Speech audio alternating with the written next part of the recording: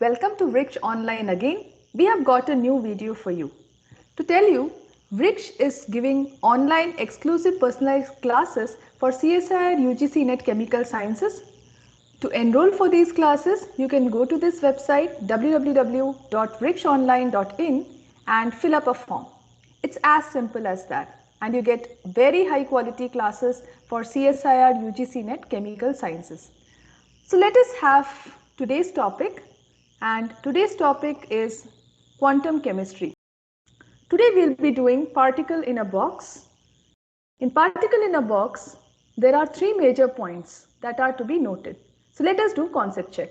First point, the particle in a box problem is a model used to find out the properties of a wave function. Now you might remember what is a wave function. So wave function is a parameter used to describe subatomic particles. And then we can assume situations there such that a wave function is in a line, that is a one-dimensional box, a sheet of paper having negligible height, which is a 2D box, or a cubic box, which is a 3D box. Now why are we doing that? So scientists started understanding the properties of electrons, and then with the dawn of quantum chemistry, there were confusions as to whether electron is a particle or whether it is a wave. So to solve that, Schrödinger came up with his Schrödinger equation, and he said that solving Schrödinger equation, you can get something known as a wave function. So Schrödinger brought his equation, and solving Schrödinger equation, we can get something known as a wave function. Now finding the properties of a wave function will give you the properties of subatomic particles. So this is the significance. So the easiest situation to understand is that the electron is confined to a line, so which is 1D box, which in reality is not true, but this is the simplest problem a person can take up. Or you can imagine that an electron is confined to a two-dimensional box having a height, having a length and a breadth, or a height and a breadth. So this is like a 2D sheet. So this is a 2D box. The first one is a 1D box, and then you can imagine that electron is in a cubic box. So I can draw a cube and say that it has all the three coordinates, nx, ny and nz. So what do you need to remember here? So let's check few important points for a particle in 1D box. You should know that energy is equal to n square h square by 8 ma square, which is most commonly asked question in CSIR NET. Second concept that you should know is the average momentum of a particle in a box is 0. The third concept is the standard deviation of position multiplied with the standard deviation of momentum for a particle in 1D box is greater than h by 4 pi. You may recall that this is similar to Heisenberg's uncertainty principle. And yeah, it is Heisenberg's uncertainty principle.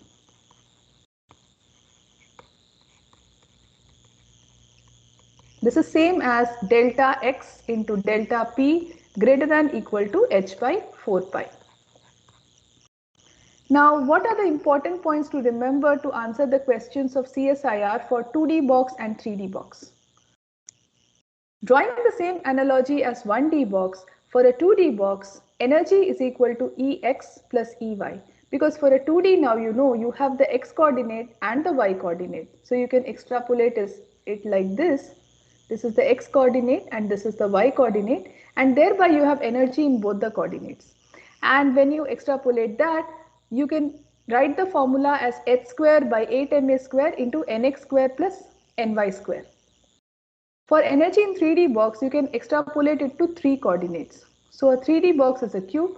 So you have all the three coordinates, that is x, y and z. So the energy is equal to Ex plus Ey plus Ez, which is equal to h square by 8 ma square multiplied with nx square plus ny square plus nz square. And the next point, which is very important to answer the questions, is a concept about degenerate state. Now, degenerate states are the states which have the same energy. Let me explain to you this in a little more detail. So, if I want to point out degenerate states for a 2D box, so I may have coordinates like 2, 1 and 1, 2. By this, I mean that here nx is equal to 2 and ny is equal to 1. And in this case, nx is equal to 1 and ny is equal to 2. Calculating the energy of these two states, we will have for the first one, say this is state 1 and this is state 2. So if I am calculating the energy for state 1, what am I going to get? So it will be h square by 8ma square into nx square plus ny square. This will be my calculation of energy for state 1, which is equal to h square by 8ma square into 2 square plus 1 square, and that would be equal to 5h square by 8ma square. If you calculate the energy for state 2, it is going to be h square by 8ma square into nx square plus ny square. Substituting the values 1, 2, it will be h square by 8ma square multiplied with 1 square plus 2 square, which again leads you to 5h square by 8ma square. Now you see that the energy which we obtain for the particle system or state 1 is equal to the energy which we obtain for the state 2. Therefore, these both are known as degenerate states. So these are the main concepts which you need to know to answer CSIR UGC NET questions for particle in 1D, 2D and 3D box. Now let us go to our shooters for the day. So here we are with the particle in a box shooters. To get the best of these questions and solving problems, please join our classes Bricksh Online. So let us look at the shooters of the day. So the first question is a question from June 2019 paper. Pretty simple question. Let's read the question. For a particle of mass m in a one-dimensional box of length 2L, the energy of the level corresponding to n is equal to 8 is. As you may recall, energy for a 1D box is given by n square h square by 8ml square, where L is the length of the box. Now in this case, the length is 2L. So I can modify the formula L is equal to 2 into capital L. Now when I substitute the points, so I'm told that I have to calculate the energy for the level corresponding to n equal to 8. Just substitute the values and you will get n is equal to 8, L is equal to 2L. If you substitute these, you're going to get 8 square h square by 8m 2L square. Now that means it is going to be equal to 64 h square by 8m multiplied with 4L square. So what is going to be my answer? I'll cancel out whatever gets cancelled. So here if I see 8 fours are 32 and on the numerator I have 64. So 2 remains there. So my answer is going to be 2h square by ml square. So this is going to be my answer. Pretty simple, isn't it? Let us go to a little more complicated problem. Let's go to shooter 2. So my shooter 2 for the day is from the question of 2D box. So I've chosen one from December 2020, which was a very recent paper. So for a model system of 3 non-interacting electrons confined in a 2-dimensional square box of length L, the ground state energy in terms of h square by 8ml square is. So let us first understand the question. First of all, always make sure you read the question twice or thrice to understand it. So let us read through it once again. For a model system of 3 non-interacting electrons. This is an important term. Confined in a 2-dimensional square box, length L is given and you are asked to calculate the ground state energy. Okay. So how to do this? First of all, it is 3 non-interacting electron and it is 2D box. So I have a 2-dimensional box.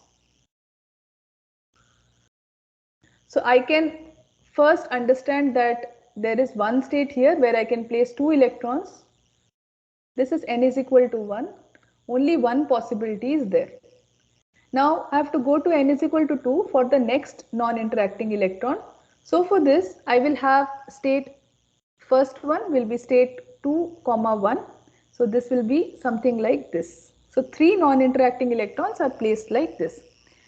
So let me understand the problem once again and now note down what all are there. So suppose this is electron number 1, which is the first non-interacting electron. This is electron number 2, which is the second non-interacting electron, and this is the third non-interacting electron. Let me find out the energy of all this, and the sum of all that will be the ground state energy of the system. So my total energy is going to be equal to E of 1 plus E of 2 plus E of 3. So what is my E of 1? To calculate that, let me write down all the parameters. So for 1, I know that Nx is equal to 1 and Ny is also equal to 1. So if I substitute in the formula Nx square plus Ny square by 8ml square, I am going to get a value of 1 square plus 1 square by 8 ml square, which is equal to, so into h square by 8 ml square, so this is going to be equal to 2h square by 8 ml square. Similarly for electron 2 also I have the same situation. So Nx is equal to 1 and Ny is equal to 1. So I am going to get the same value of energy. I am going to get 2h square by 8 ml square. But what for the third electron? Now third electron I have a different state that is defined. So for the third electron, Nx is equal to 2 and Ny is equal to 1. Substitute this, you are going to get a value of 5h square by 8 ml square. Now I have to add up all these three energies to get my energy of the ground state. So if I add up all these three energies, I am going to get a sum of 9h square by 8 ml square, which is my answer. So my answer is D, which is 9. It's that simple. Now let's go to shooter 3, which is our last shooter for the day. So here they have asked the degeneracy of a state having energy 27h square by 8 ml square for a particle in 3D cubic box of length L is. Again read the question. The degeneracy of the state having energy 27h square by 8 ml square for a particle in 3D cubic box of length L is. So first write down what are the things given to us. It is a 3D cubic box. Energy. How is energy given for a 3D cubic box? It is Nx square plus Ny square plus Nz square by 8 ml square into h square. Remember this formula, it comes very handy for solving these problems. So they said that the energy is equal to 27h square by 8 ml square. So 27h square by 8 ml square is equal to Nx square plus Ny square plus Nz square by 8 ml square into h square. That means 27 is equal to Nx square plus Ny square plus Nz square. Now what we have to do is find out states whose squares add up to 27. So I can have many degenerate states here. So one easy thing you can think of is 9 plus 9 plus 9 is 27. So I can say a state 3, 3, 3. What else? Just pause and think about it. We can also have combinations like 1. So if I take out 1, what other combinations do I have? Just think about it for a while and try to solve this.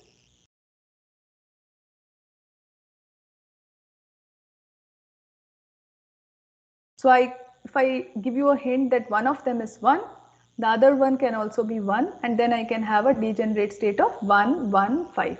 I can have another degenerate state which is 1, 5, 1, and I can have one more degenerate state which is 5, 1, 1. So in total I can have 4 degenerate states. So my answer will be A4. So that completes the shooters for today, and I hope you liked it.